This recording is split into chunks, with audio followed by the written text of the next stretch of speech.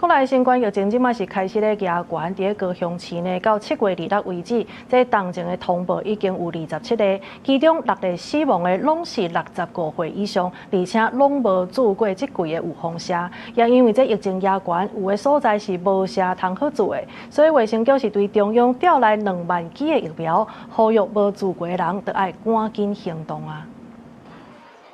搶比起來注意風險保護家己，這陣啊，國內新冠確診人數快速增加。其中高雄市衛生局到26個統計數字，確診的人數有1493人，比前一禮拜加121.5%。因為當前的有27例，其中有6例死亡案例，攏是65歲以上捌住過這幾有風險的聚會人。衛生局表示，這個病毒對於從頭開始到當前死亡時間真短，因為這幾個有風險有對應到流行的病毒株。這2禮拜大家攏開始搶要住，有民眾反映住無30應趕緊對中央調來2萬劑，只要是超過6個月以上無注意風險的市民，攏會當趕緊去住。2萬劑的疫苗數量夠不夠？基本上，就我們之前的一個單日統計，大概平均消耗300到400劑的話，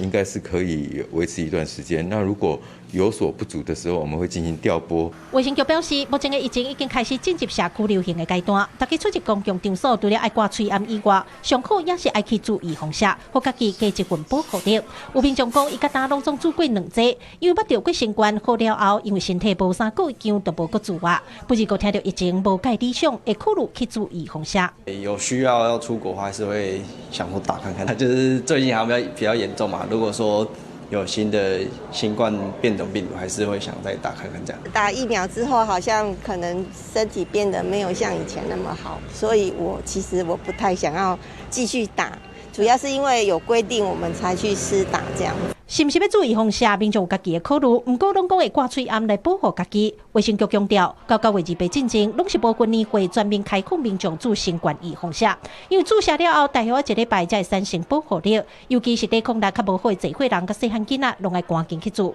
記者柯家如、邱超陽、高雄採訪報道。